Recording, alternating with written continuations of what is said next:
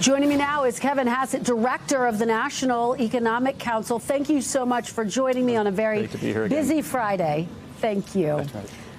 I have to start by getting your reaction to the breaking news. These two federal judges' rulings, one saying it's likely that the administration's suspension of SNAP benefits is unlawful, another ordering the administration to use contingency funds to keep those benefits from lapsing tomorrow for more than 40 million Americans. Will the administration comply and pay those SNAP benefits? Look, first of all, it's incumbent on the Democrats to open the government and fund these programs. And I think that the legal precedent that the Ag Department has been looking at says that basically we've got funds that are set aside for emergencies, for things like hurricanes and terrible disasters. And rather than open the government, the Democrats' point of view is that we should throw our rainy day fund away so that if in 2 weeks we have a disaster, we have no more money left, rather than just opening the government, which we've tried to do over and over and over again. And so we're very disappointed that the Democrats are putting people's hunger on the table when they should just open the government, and then we could talk about whatever else they want to talk about. But absolutely 100%, there are 750,000 or so government workers that aren't being paid. There are people that there's not enough money, even in the emergency fund, to cover for very long the food benefits. And so how long are the Democrats going to wait to open the government? That's really the question. And so you know, I think that the liberal judges weren't correct on this ruling. I think that our legal analysis is that we have to use the emergency money for emergencies. But if you think about it, we're in something that a Democrat judge is willing to say is an emergency because the Democrats won't open the government. Well, this is the second longest government shutdown in U.S. history, regardless of who may be to blame. And people will debate that. If this is not an emergency, what is? Will you not pay these people who rely on these SNAP benefits? You know, if you look at it, this is the third time there's been a government shutdown when President Trump is in the White House. And so what the Democrats have done is they've decided that the only way to slow down our momentum, which is terrific, is to shut the government down and take away people's SNAP benefits and take away salaries for the 750,000 government workers. And that is their choice. They're choosing to do that. And our choice is to open the government. And again, like, who's to blame? Remember that under President Biden, 13 times the Democrats and Republicans voted to keep the government open while they debated the policies. That's the way the government is supposed to work. But again, this is the third time. This is the third time. So I think that President Trump is already the gold medal winner for having the Democrats shut down his government the most in U.S. history. I'd have to go back and check. But I don't think there's another president that's had the government shut down 3 times. It's the Trump derangement syndrome is what's explaining this, nothing else. So just to be very clear, it sounds like you are saying the Trump administration is not going to comply with the judge's orders that you pay those SNAP benefits. I'm an economist. I don't make legal judgments about that. I haven't talked to the White House counsel about next steps. Do you think that they will appeal the ruling? I don't know. I don't know.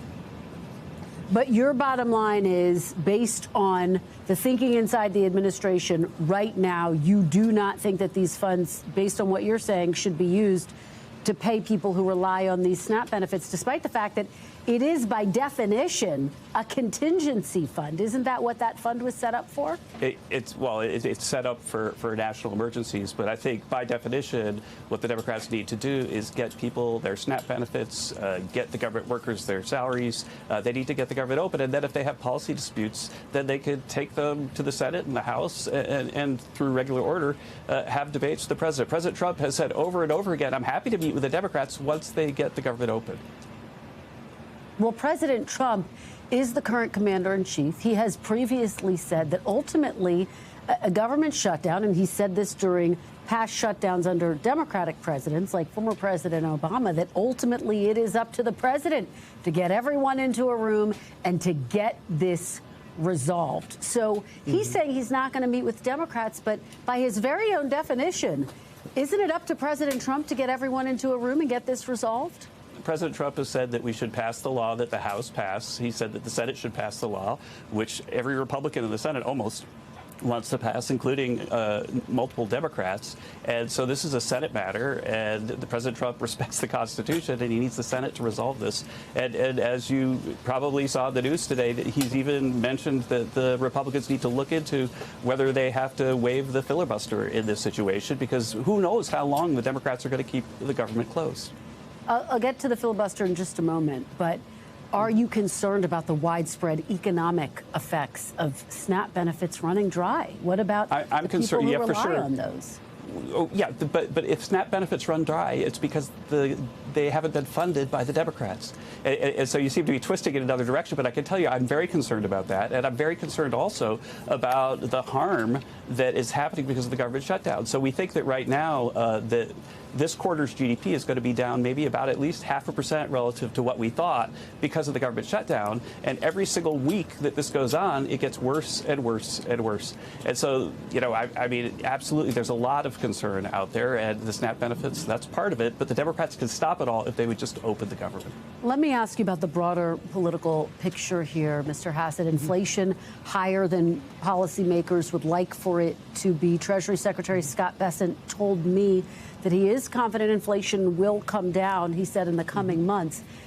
What do you say to those who say the fact that inflation is not coming down faster, the fact that you're still going to the grocery store and seeing some food prices elevated, that President Trump has not followed through with his promise to rapidly bring down prices? No, let me tell you that prices have come down really rapidly relative to January, and certainly relative to the almost 10% inflation that Joe Biden gave us. But in the end, inflation is a thing that happens when the government is reckless with its spending. And President Trump is doing everything he can to get on top of that. And in fact, if we look at year-over-year numbers right now, the deficit in the U.S. is going to be $600 billion lower this year than it was last year under Joe Biden. And that's how you get inflation under control. The latest numbers, by the way, we just got the Consumer Price Index, surprised of 43. There were 43 Bloomberg economists who predicted what the number was, and they all missed because it was lower than that. And so inflation is coming down. There was just a positive inflation surprise that caused a rally in markets. And so President Trump's policies are working. Well, and yet CPI has been higher in the past 3 months than it was in the first 5 months of the year. Coffee is up 18.9%. Beef is up 14.7%. Bacon is up 5.8%. Does that not go against President Trump's promise to bring down prices on day one? Let's think about this. That I can remember when I first came to the White House, the only thing that people in the media were talking about was egg prices because they were so high.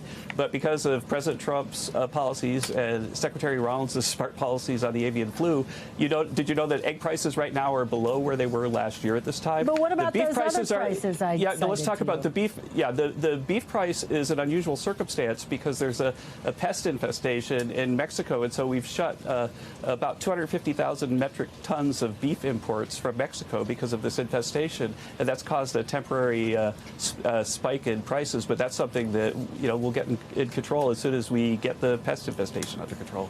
Quick rapid fire, because we're out of time. You talked about the president's call to get rid of the legislative filibuster. Do you have any sense that that is gaining momentum already? Some top Republicans throwing cold water on the idea? Well, I'm sure that people who are senators who understand Senate traditions, believe that the filibuster is an important part of that tradition, and I respect that. But on the other hand, you have to ask yourself a question if you're a senator. How long is too long for the Democrats to keep this government shut down? And when is it going to be enough is enough time? And I'm hoping that the Democrats open the government as soon as possible. And I think that if they don't, if it's another month and we're still having conversations like this, then I'm guessing that stronger measures are going to have to be taken. All right. Kevin Hassett, thank you so much, as always, for joining us, for your perspective. Great to have you with us. We thank you for watching. And remember, stay updated on breaking news and top stories on the NBC News app or watch live on our YouTube channel.